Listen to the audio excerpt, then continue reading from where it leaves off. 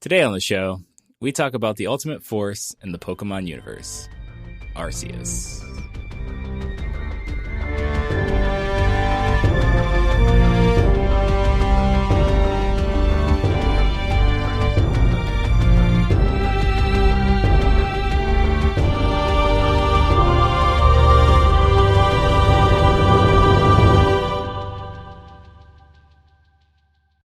Welcome to Lore Party, the podcast that explores the stories, characters, and universes of our favorite video games. I'm Lawerence. I'm Bruce. And today, we're joined by a very special guest, a new face on Lore Party. The illustrious, the effervescent, the super talented Pokemon master that's come down from the mountains to grace us, their presence. You guys are way overselling this. You just need to let it go. I'm not a Pokemon master. I haven't beat Brock yet. Illustrious, probably not. Never gotten a shiny. Just Maya. That's it. Just Maya. Yeah, Maya is new to Lore Party. She's joining us on her very first episode. And this episode is going to be awesome because we are talking about Pokemon. And more specifically, we are going to focus in on what some consider the greatest of all Pokemon, the creator of everything that we know. We're going to be talking about Arceus, especially since they announced recently the upcoming Pokemon Legends, I believe, yeah. Yes, Pokemon Legends Arceus. So we're gonna maybe possibly learn some more about that Pokemon. For everybody who's not familiar with Arceus, I think the best way to kick this episode off is to kind of start off with a small discussion about the lore surrounding this character or this Pokemon, because there's some incredible non-verified stories, as Bruce and I talked about in our Pokedex episode, that sometimes it's hard to tell what's fact or fiction for various reasons in the Pokemon world, but there is some pretty interesting lore surrounding Arceus. Yeah, the overwhelming evidence on Arceus doesn't just stop at the Pokedex. It's just kind of this lore, this mythos, legend. There's scrolls and texts, in some ways religious documents talking about how Arceus came to be and brought everything to creation that I find very interesting. Growing up, I was into pretty much every single iteration, but I just fell out during the third generation of Hoenn, and I just went back to Pokemon when Diamond and Pearl came out, and it was so fascinating to learn about Arceus and Palkia and Dialga, which were kind of like underlings of Arceus, and this whole kind of following. It's this Pokemon that is seen just for such raw power and still so mysterious to humanity. Yes. I admittedly skipped this generation and came back to it later, so I'm a little bit newer to it. And so taking a look at some of the various Pokedex entries that have been written about Arceus, we pulled out a couple of the most interesting parts. So in one Pokedex entry, they say that according to the legends of Sinnoh, this Pokemon emerged from an egg and shaped all there is in this world. In another entry, it says, it is told in mythology that this Pokemon was born before the universe ever existed. And the last Pokedex entry that I thought this is the grandiose one. It's according to legend, it shaped the Pokemon universe using its 1,000 arms. And if you've seen Arceus, it's got 4 legs. So 1,000 arms is kind of crazy. You can't see them because they are in such an amazing, immaculate state that if you were to truly behold them in your eyes, your face would melt. Is that what it is now? I don't know. I'll put it in the Pokedex. Someone somewhere is writing that down right now. But it's, all of these entries in the Pokedex kind of show us the big thing that it's possible that Arceus created everything that we know to be the Pokemon universe. at minimum the Sinnoh region, at maximum the entire universe. So somewhere in between there. I mean, based on this lore, does that make Arceus God? I would say that yes. I know that there are Mew purists out there that are like... Wow, I don't know if they would like to be called that, but...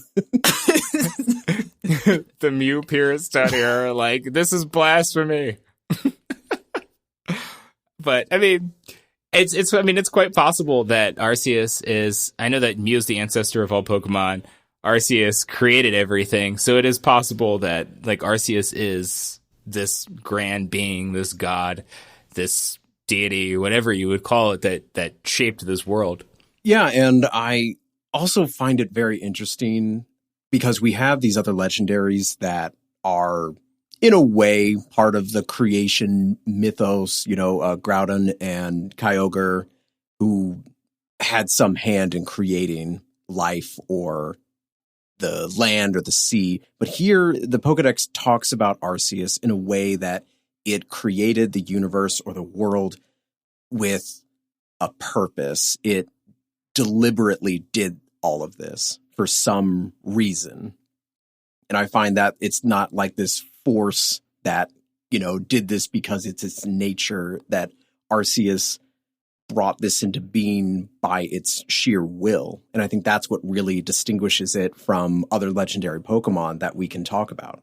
No, definitely. And I think like one of the cooler things that it did that you don't see a lot in a lot of Pokemon lore legends that deal with like legendary beings is Arceus created a series of Pokemon to handle some of the major aspects of this newly created universe. So when it created this new universe, it established time and space by creating, time, space, and antimatter by creating Dialga, Palkia, and Giratina. Yeah, Dialga had time, Palkia had space, and Giratina was given, antimatter, distortion world, upside down world, what have you. I was going to say Giratina, I think, is directly linked to our world. So, like, anything that happens in our world affects Giratina's world. Which, like, when you, like, know about, like, at some point, Dialga and Palkia, like, their dimensions collided, time and space collide, and they, like, started fighting on the planet. And the only reason Giratina even cares is because Dialga and Palkia, like, messing stuff up affects Giratina's world because it's attached to our world. What I don't understand is why Arceus even made Giratina. Like, what was the purpose of antimatter? Science. For every action, there's a reaction. And all the reactions are down there. We'll say it was a whoopsie. They all can't be gems. Right. It's like I gotta mess up sometimes. But, like, the interesting thing is, the fact that, like, Palkia and Dialga and Palkia fighting one another, Arceus actually has a fail-safe for that, too.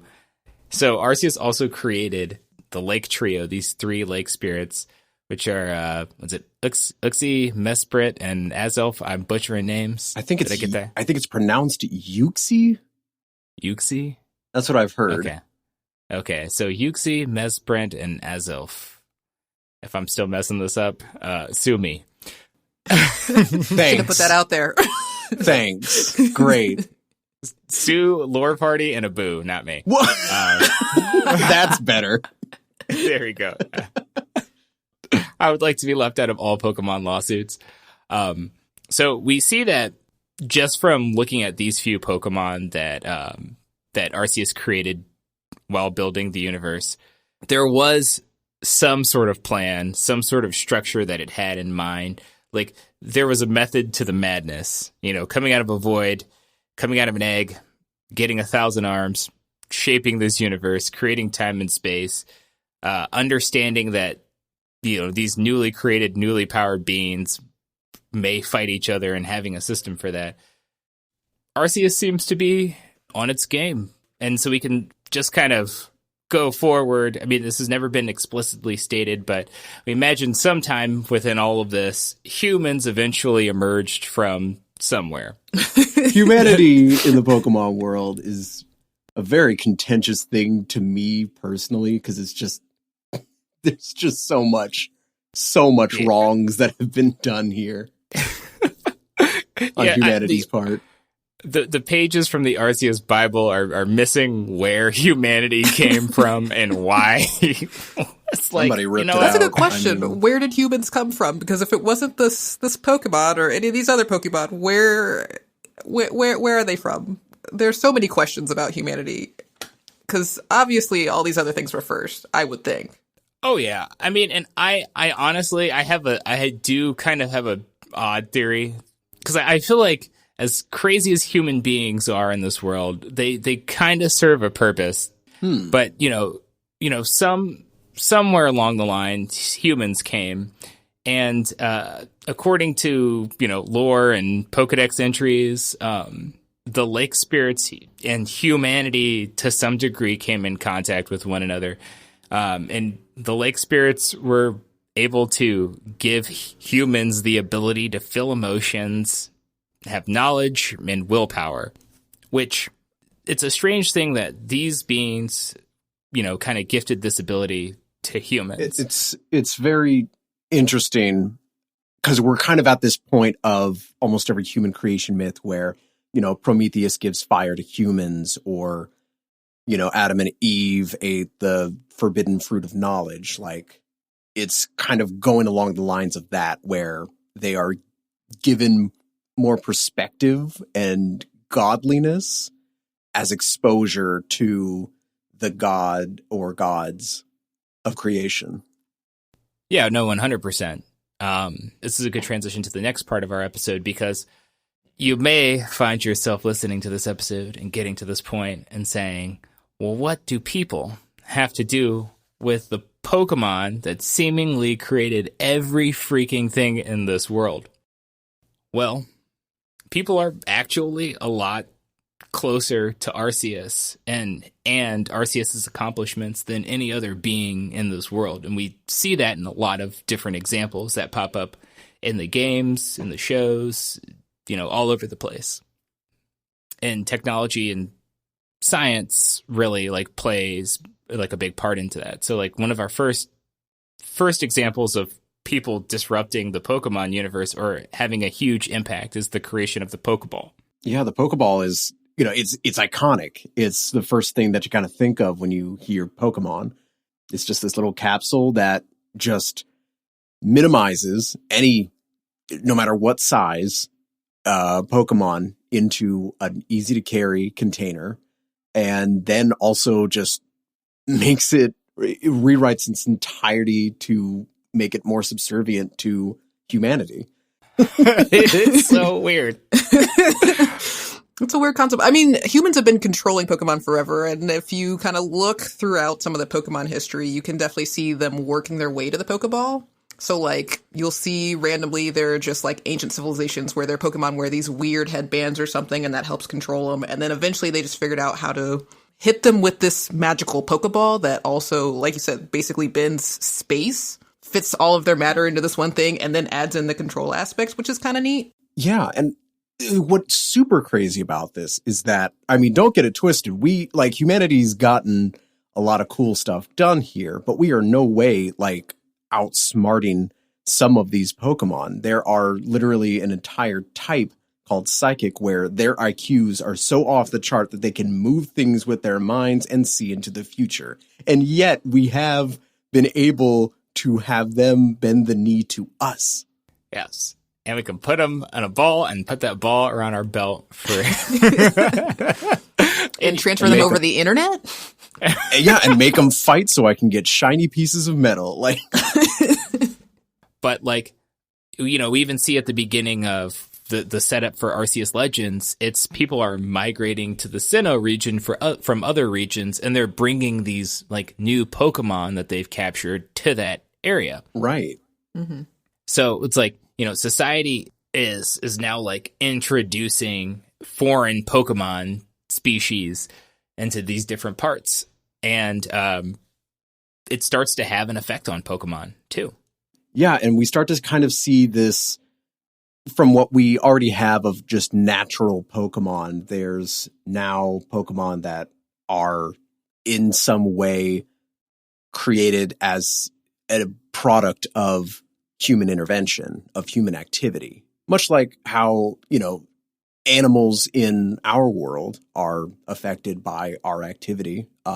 Rats and bears kind of finding new ways to find food, like scavengers and raccoons.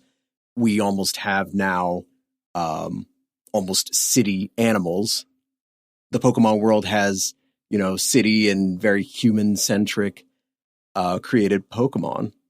Yeah, and like it affects everything from, type changes, evolutionary changes to, like you said, like there are like these human-centric Pokemon. Like society and technology hit a point where not only could people indirectly impact Pokemon, they could directly impact the creation of new Pokemon on purpose, which is huge. Because imagine if you were just like, I want to make a new animal.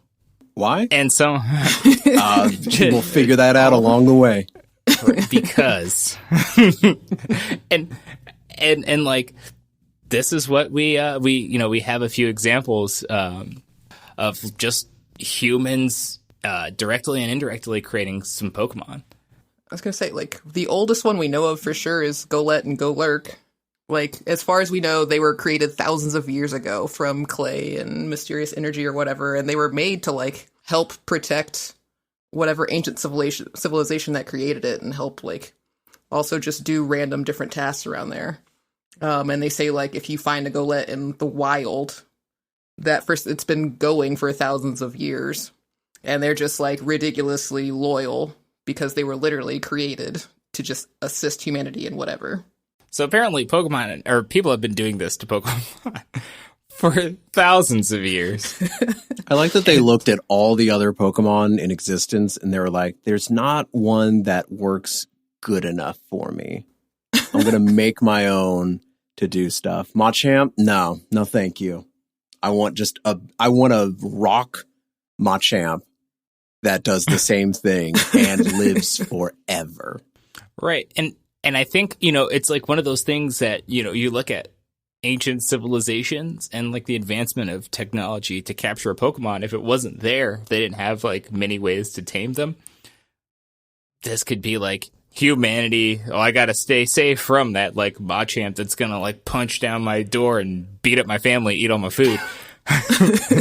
So now I have this golem that'll live forever and stand outside of my door and like, fight this Pokemon. Damn, I didn't even think of that. Did anyone else just imagine like a Machop and like a Machamp just walking into your house like, I want this? Instantly. Like they just bust down the door and be like, what are you having for dinner? Wrong answer. It's mine. No, you're not. It's mine. Right. Like, they came in, they just like stole my stuff. They kidnapped my children are gone. I can't go chase them. I need something like, because you have these developing civilizations and it's like, I'm going to need protection if the Pokedex entry about a Charizard is right and it's melting boulders with flames. I'm going to need protection from that. So it's actually interesting to me that like, this was one of the earliest examples of like a human created Pokemon. And one of the next Pokemon that we have on our list was a byproduct of human pollution. Yeah, Trubbish is a very interesting one, and much like it, like Grimer and Muck, is that these are Pokemon that we didn't even make on purpose. We had no ulterior motive creating them. They just kind of emerged sentient from our refuse and our garbage into an entire species of Pokemon. Trubbish is just literally just a walking little garbage bag, which then evolves into Garbodor, which is then a giant walking dump of garbage and coffee filters, and it just eats more trash to sustain itself. And I mean, my God, that's on accident. and So, like, now human beings are responsible for this thing that they created because they weren't responsible in the first place? I mean, that's humanity. That's humanity in a nutshell. I mean, I don't know. I feel like even if you clean up, yeah, they have the backstory of basically every really great superhero, but I feel like the sewers will still sustain them. Well, maybe not Trubbish, but Muck and Grimer will be fine. Yeah, it's got to go somewhere, you know. Right, yeah, Muck and Grimer, it's like one of those things, like, just keep your toilet bowl closed or Muck or Grimer may come out of it. Again, we keep finding more ways of reasons why I wouldn't want to be in the Pokemon universe. Oh, well, just, I honestly, buckle up, because it's going to get worse. It's going to get much worse. It's going to get worse before it gets better. Oh, 1,000%. Because the next Pokemon, and I mean, this is a Pokemon that obviously everyone will be super familiar with. The next Pokemon, it's Mewtwo. Like, this was the definite OG of human-made Pokemon. They made an entire movie about this dude, and it was absolutely freaking crazy. Original gangsta. This dude bust out after being created and said, "No, fuck all of that. No, thank you." Goes to his own island, makes up his own mansion, kidnaps Nurse Joy, and just sends out these like catfish video emails to a bunch of Pokemon trainers. And then he brings them to his island, creates the storm that strands them there, but is also like a test of metal to make sure he gets the best ones. Steals their Pokemon. So then he could be able to wage war on the humans. And he makes a whole ton of clones. And the clones! Yeah. He's like, we're gonna inherit the earth. Like recycling, basically. We created him. We were like, we're not godly enough. Humans are like, we're gonna make this Pokemon. This Pokemon's like, you're not cool enough. I'm gonna make some Pokemons. And we're like, no, you're not supposed to do that. I just imagine that somebody like Ash is like, hey, Arceus, get your boy. He's not supposed to be able to do this. He's like, that's your boy. But like, he comes through. He's created from a fossilized eyelash, I think, of Mew. So it's Team Rocket researchers trying to harness the power of Mew, who is said to be the ancestor of all Pokemon. From what I always kind of assumed out of this entire interaction was just like a bunch of scientists were searching for Mew and they just couldn't find it. And they were just like, we're so damn close. We need something. We just want to have Mew or something. And they're just like, fuck it. We found like a hair. We're just going to make our own Mew and take our ball and go home. I was going to ask the question of, I don't think Mew has hair. Does Mew have hair? I didn't think Mew had hair. So maybe it was furry? Mew skin cell. I thought Mew was just like, I don't know, naked mole rat kind of just like texture. A Sphinx cat kind of thing. That's what I had in mind. Oh, that. So I just assumed it was like skin cell. So this eyelash thing is kind of wrecking me.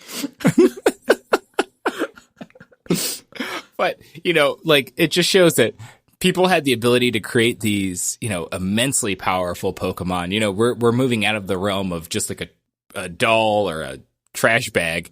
This is a legendary tier Pokemon. Yeah, they basically made a genetically engineered legendary. Think about that. I was thinking about it while doing research for this episode because I was like, this doesn't seem to be a new skill. It seems to be a skill that humans have been perfecting over the years. As we discussed with the first Pokemon that we talked about, we have a similar Pokemon that I cannot pronounce this name. Magearna. Magearna. Yes, Magearna. Scientists created Magearna 500 years ago. And it's a mechanical frame built around a soul heart, or what's called a soul heart, which is powered by gathering life energy from Pokemon through some process. Who knows? We don't know. Maybe the power of love, probably. I just assume. I don't know. That's the lesson I've always gotten from Pokemon, is that it's the power of love that compels you to do everything, of course. That's how you get through everything, right?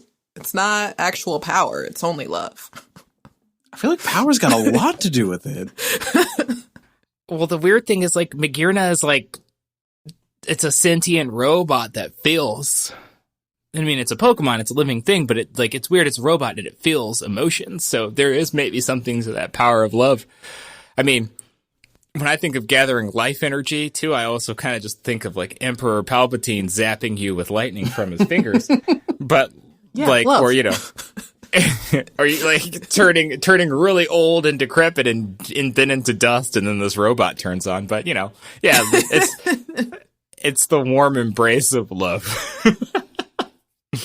Magearna's it's a weird one. Its whole role is unusual because it was created for this entire, again, like 500 years ago. That just this guy was like, "Yep, I'm an inventor." Think like who's that really famous old guy? Nikola Tesla or Edison? Ooh, I mean, his name is Nikola, but he's more like a Da Vinci, I think, or like it's a steampunk kind of world. Who am I kidding? But just like that's what it looks like. And Magearna is just in the middle of it all, and this was like the Pokemon that he created, so there's only one. And it's just like this soul, like literally you take the soul stone out of it and it's just a hunk of metal laying on the ground. So, but like this soul stone thing is basically what it is. It's like, it's literally like if you took someone's soul out and just put it in a metal body, that's Magearna. Wow. Okay. And it is an assistant.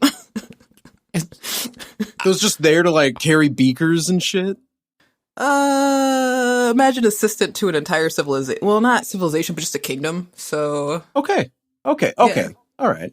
Like works with the royal family kind of stuff. Wow.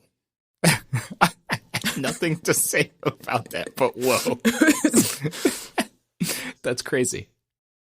Okay, we're gonna take a quick break here, but stick around. We'll be right back.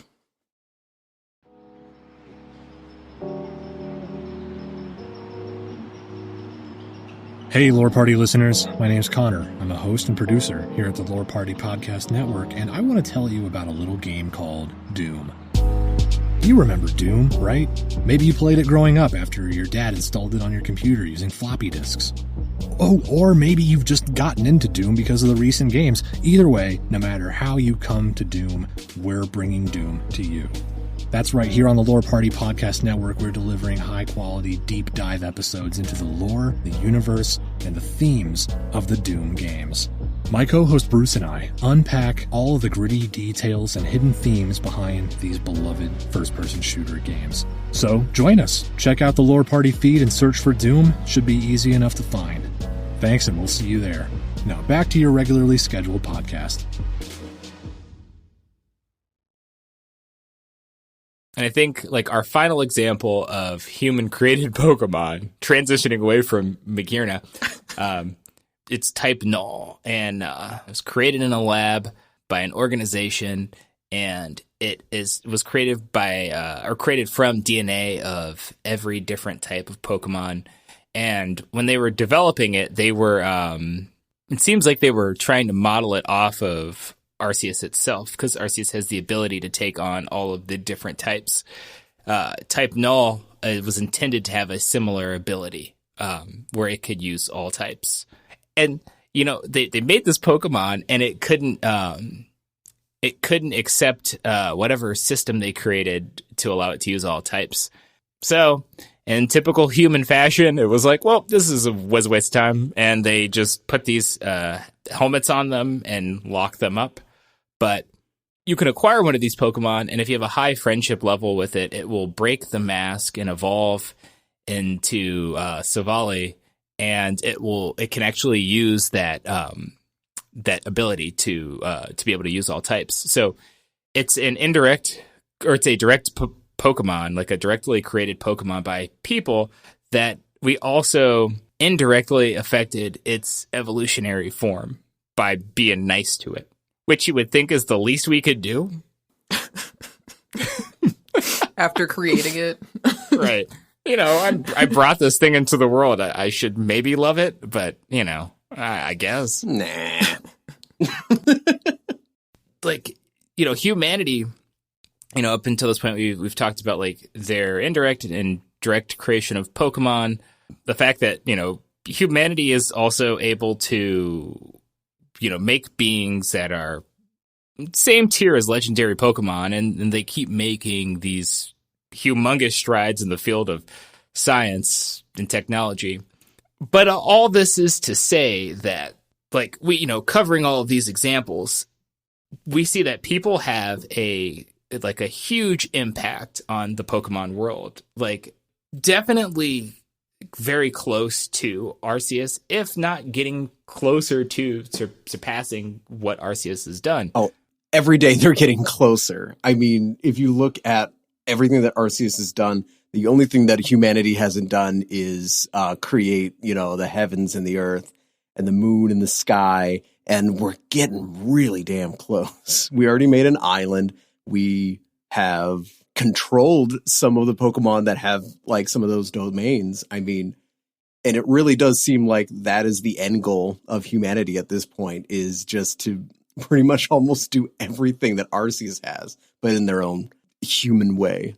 Yeah, I mean, I honestly, and I know I said at the beginning of the episode, I kind of had a theory on why Arceus created, or either created human beings or humans exist, I guess. And I've always, you know, despite the terrible, despite a lot of the terrible things that we talked about that humans have done, I do feel like humans serve a purpose in the Pokemon world of either bringing out the full potential of Pokemon or being the connecting point between different types of Pokemon. Because I think, like, people are obviously supposed to befriend Pokemon. People are supposed to grow alongside of Pokemon, and it brings out their true strength. I also just feel like people in this world, being as unique as they are, in a world that's full of monsters that can blast water and fire and electricity and whatever, like, what makes them closest to Arceus is also one of the things that really doesn't kind of fit with bringing out the full potential in Pokemon. It's that, like, everything in the Pokemon world kind of is attuned to a cycle. So Arceus created, you know, Dialga and Palkia to balance time and space, and then it created Pokemon to balance those Pokemon. So it created systems that are in place, and humanity so far is the only thing that has the ability to break those systems. Which, on one side, can really be amazing for Pokemon and humans, and on the other side, it could be absolutely fucking terrible for Pokemon and humans. Yeah, they kind of got the raw deal here. So it's like, people serve a purpose. I think that what Arceus, or what the lake spirits gave people that Pokemon don't have, is they have the ability to define that purpose on their own through their actions. I mean, yeah, maybe that's what they gave them. I would say humans have taken the time to choose only the wrongest of actions, but I mean, they're throwing everything off balance. They've amassed too much power, in my opinion. I'm surprised more legendaries are coming out of the woodworks to just kind of stop them, if they could. But that's every game, though. Is it? I don't think it is. I feel like every game is like, oh, we're trying to control the legendaries, and so they just go out of control because we're trying to control them. Oh, so you want them to, like, gang up on humanity, man. Stop it. That's enough out of you. Yeah, I mean, it's going to need to happen sometime, and they can't stop letting a 10-year-old kid get in the way. Like, legendary Pokemon eventually are just going to have to take the kill shot. Gotta stop listening to conversations about trust and love. I mean, just their humans have gone so far. Like, basically everything that we currently in our real world have accomplished, everyone in the, like, Pokemon world have just decided to take I don't know, 10 steps further. Like, let's not just bring stuff back to life. Let's bring stuff back to life and put cannons on its back. Like, let's recreate this thing that was the beginning of all life. We've really, aside from the love aspect of Pokemon, like, they've really pushed how far humans can go and how, like, what our role is in the world of Pokemon. Like, way too far, in my opinion, but far nonetheless. Yeah, for me, throughout this whole discussion and my own opinions about Pokemon World's humanity is that it always seems like humans are the biggest catalyst of change and outside intervention of the Pokemon world. They really just seem like they're their own anomaly in the natural world. They seem like they have like grown and evolved completely mutually exclusive to the Pokemon world. They almost seem like they don't belong here in a way. You know what I mean? It feels like someone took our humanity and then dropped it in the Pokemon world. And they were like, let's see how this goes. You know, it could be fun. It could be weird. It could get really messy. Let's find out. Hey, that's what happens when you're drinking that lake spirit juice. It was like, here you guys go. This is going to be weird. Let's do it.